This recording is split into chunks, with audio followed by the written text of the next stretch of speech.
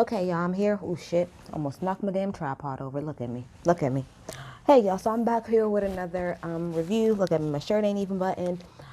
With Married at First Sight season, who knows, episode, who knows. It'll all be in the description. So, this episode, to be quite honest, wasn't really much. That's why I told y'all, I honestly, that's why I didn't even do this review on time. I had started to review it, like, in the breaks of the shows, but then I like Real House of Beverly Hills came on and I like that show way more. Long story short, once we start getting into next week and the following weeks, I'm gonna be here on time. So starting next week, hold on, let me back this up y'all a little bit.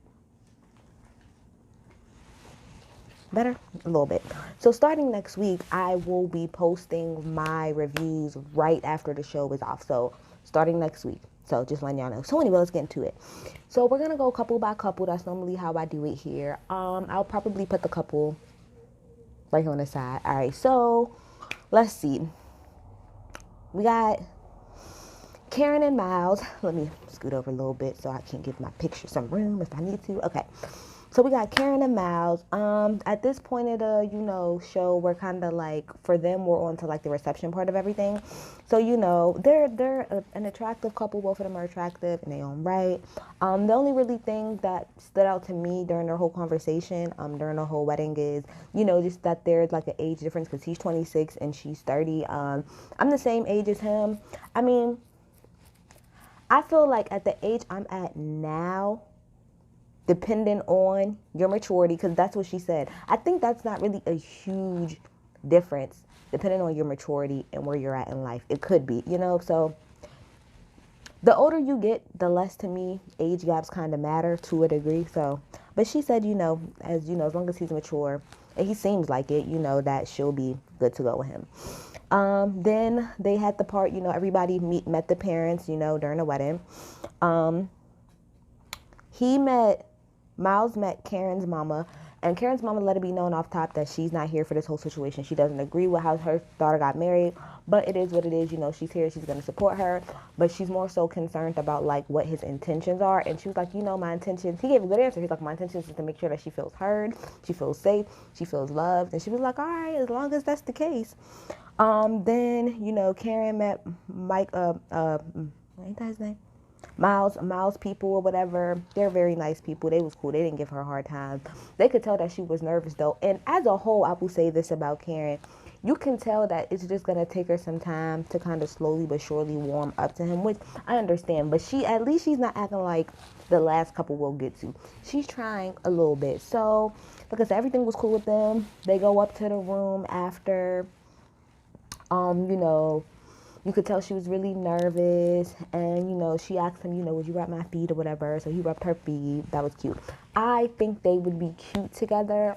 If they can kind of, like I said, if she can get out of her head a little bit, I think they'll be able to make it work. Then we got Olivia and Brent. Nothing really stood out to me for real with them. When Olivia met Brent's people, like I said, they're very, very goofy. So they just talked about, how he's a goofy person, how he takes everything as a joke, which could end up being a problem in the long run, depending on how much he takes everything as a joke, because everything's not fucking funny all the time. And that kind of showed up clearly when you switched over to him talking to her people, because I forgot what they said, like was you nervous or something like that, or like what do you expected out of it? And he made like a joke that they like I guess didn't really get, but eventually talking to him, he seems like a cool person. There's always this part where they ask them, like everybody. Normally somebody gets asked from somebody, is y'all going, have sex or whatever, and Olivia said she didn't know, but by the time they got upstairs to that room by themselves, she was just like, look, my husband is attractive, and I can't wait till y'all leave this room to see what's popping, okay? I don't get mad when they do it on the first night. Like the experts say, they're married and they're adults. So if y'all want to fuck, go ahead. I mean, for some people, like, for instance, Katie and Derek last season, their problem was that a lot of their shit was just simply based on physical attraction. So as long as you can move past that part, then we'll pretty much be good. But if you're only on the physical part, it's going to be a little bit kind of hard. But yeah. So that's them. Okay. Alrighty. Then who we got next? Then we got Amani and Woody. Okay, like I said, Amani, so Amelia and Bennett, and then Amani and Woody is my favorite couple so far, okay? I love both of these couples. They're amazing. I like Amani and Woody's energy. So Woody ends up meeting Amani's people. He met her dad and her stepfather. I love how they showed that. Wonderful representation. I'm here for it.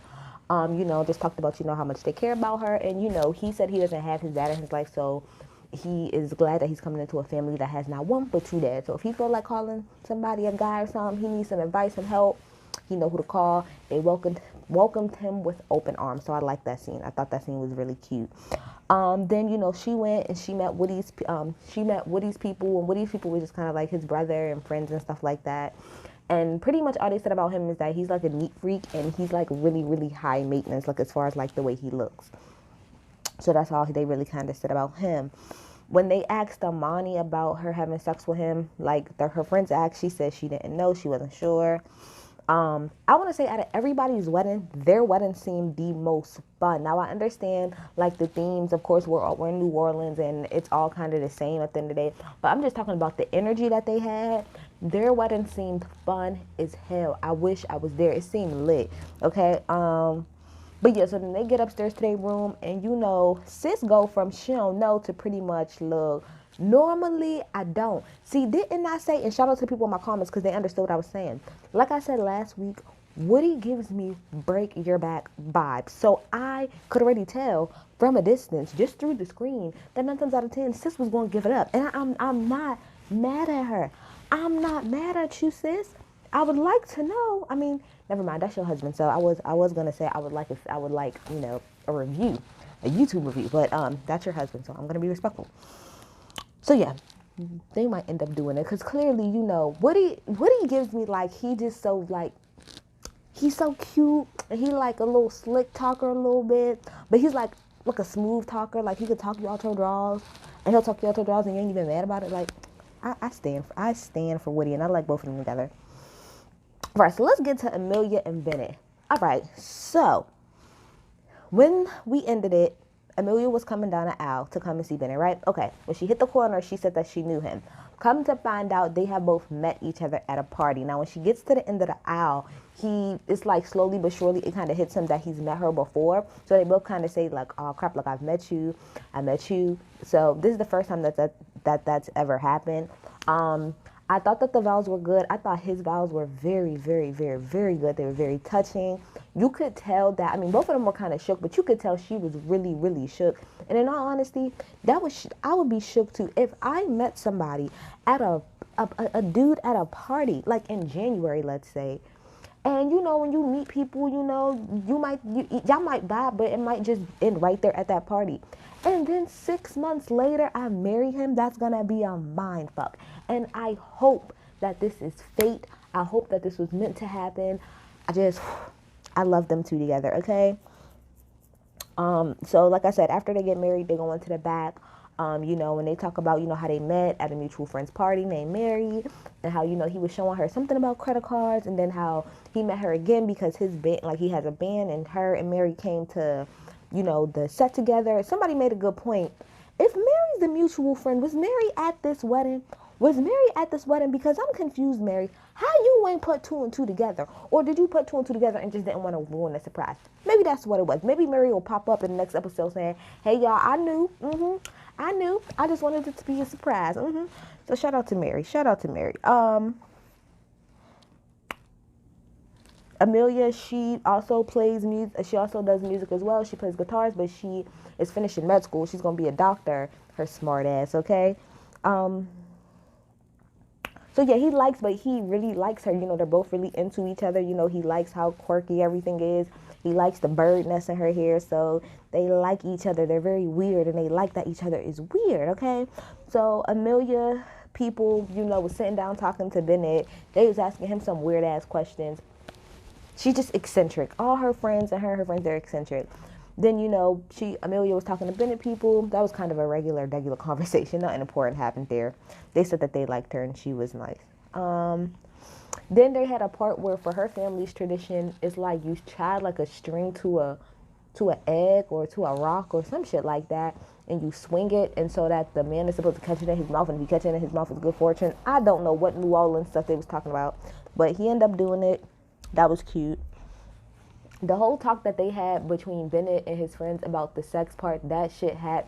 He is funny. Like, Bennett is funny. Like, he's socially awkward, but the more I see him on TV, he's funny as hell. Like, he has very dry humor, and I'm here for it. Like, I love The Office, so I love dry humor. It's everything to me. But he pretty much said, you know, if it happens, it happens. Everybody pretty much said as far as sex, most people said if it happens, it happens. If it don't, it don't. Not really that big of a deal. Okay, so finally, let's get on to Christina and Henry. So, you know, every season, clearly, there's going to be a couple that I'm like going to have a situation with. Now, I'm hoping throughout the rest of the season, maybe this isn't the same. It doesn't seem like, it seems like it might be some strife between them, but I don't know. Christina and Henry. Christina and Henry. Hey, sorry about that, y'all. This episode so long, I forgot where Christina and Henry even started off. Okay, so Christina and Henry, like I said before, they're gonna give me some time. Like I said before, they're gonna give me some time. All right, so we start off with Christina. Okay, we see Christina. Let's get Henry out the way before we even get to the wedding, right? So this is before they actually get down, you know, the aisle, all that nice little good stuff, right? All right. So, Christina's getting ready. I mean, Henry's getting ready, you know. Everything's pretty cool. His family is a little bit like, they kind of like goofy a little bit too, like to me, like just a little bit. They kind of goofy somewhat to me. But whatever. Henry people, they fine. They talking him up. Let's get to Christina. I wish I would have kept the last thing that I recorded because I said everything I wanted to say then right after I had seen it. But this is the thing about it. You know, I try not to judge people too. Okay, when it comes to this show, I always look at it twofold. I do think to a degree that for a lot of people that come on this show, it's not healthy because I feel like a lot of people, when they come on this show, they're so desperate to find someone that it clouds everything else that's going on with them. And I also feel like people come on the show to help replace things that they need to actually work on internally and go speak with the therapist about before they just trying to jump in and get in a relationship. Christina is one of those people to me.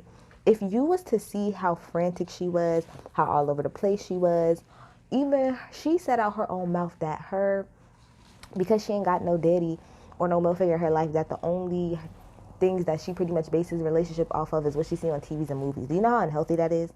Do you know how unhealthy that is? And she's setting herself up, and your mama set you up for the okie doke. And it bothered me that her mom was in the confession saying, well, yeah, I think this will really be good for her to have somebody. It seems like Christina needs to work on herself because it sounds like, and not just her, but it's for a lot of these people, it sounds like y'all are very unhappy with just yourselves. It's nothing wrong with wanting a partner. I get that part. But for some of y'all, it really seems like you're so unhappy with yourself that you want to try to hurry up and have somebody to put in place of that void so you don't have to think about your own struggles, demons, problems, whatever it is that's going on. Christina was giving me those vibes. I could be wrong, but that's the vibes that she was giving me. So, you know, we get pretty much about to walk down the aisle. She started freaking the hell out all crazy, saying she don't... Hold on. That's somebody knocking on my door, sorry. Anyway. But, you know, saying how she don't want this and she don't want, you know, she don't want to talk to nobody. She just want to hurry up and get out of the aisle. All right, fine. So she get her ass down the aisle. Now, when she gets there, when I'm telling y'all, this is probably the most awkwardest wedding I've ever seen on Married at First Sight. Like, people be awkward with each other, but when she walked up, Henry didn't even say hi to her. Like, you know how normally, before they even introduce each other, like, you know, the pastor says who is, they'll be like, oh, hi, you know, how you doing? Oh, hi, how you doing? He didn't even do that. I don't know if he's just like really, really nervous or whatever, but that was the most awkwardest wedding. Both of their vows to me wasn't really that damn good. We go to the reception. Everybody's talking. Everybody's cool. They're still being awkward as fuck around. It was just so awkward. Them two are just so awkward. If, like, she even said out her mouth, it feels forced. There was even a point where she was like, you know, I don't even know his name. Like, I'm confused because I don't even know his name. She was coming off very, like, stuck up a little bit, but I kind of understood because, like, he really wasn't giving her, like, no type of energy. When we get to the reception, right, he points out one of her, you know, his friends, you know, and his friends is mostly a whole bunch of, you know, women. What stood out to me during this whole thing is that she cut him off while he was talking about his friends, because she asked him like about his friends and stuff like that, to say that she had on the exact same earrings as his friend. And she just kept talking about that. Again, it came off very stuck up, very selfish. I'm just saying, in that moment it did. And he was like, yeah, so what I was saying about my friends. Don't be that type of girl, though. Don't be that type of girl, Christina. So then she tells him how how long ago? I don't even know. How maybe 9 months or 6 months ago, whatever, how long, couple months ago, she broke up with somebody that she had been in a 5-year relationship with. And the thing is, he hasn't been in a relationship for at least 4 or 5 years. So I'm not really sure how this is gonna come up. I would hope that we don't have a Katie situation again, Miss Christina, and your ex pop up later down the line. We don't need that happening. We don't need that happening. If that's the case, you might as well pack your bags and hit the door right now, because we don't need that type of drama. Not this season. We ain't here for the shits, okay? And so then, you got Henry friends come over and talk to her. Henry friends, the one girl in the pink, she was drunk as hell. That's what it was. She was drunk. She was drunk. They came over and they was talking to her, kind of, I don't say fucking with her, but that's what they was doing. Behind the scenes, they were cracking me up, but they was being shady as hell. They was like, man, let's be real. I don't respect that marriage. I mean, I'll respect the marriage, but I don't respect that relationship. Like, to them, this is a joke. They don't take this shit seriously. They think this shit is all a fucking farce. They ain't paying it no fucking mind. You gotta watch bitches like that, Christina. Watch bitches like that, okay? Then they go upstairs to their room. Sorry, I didn't say it about Amelia and Bennett, but they went up to their room and they just kind of chilled out with each other. Anyway, so when Christina and Henry get up to their room, it's quiet. It's like this.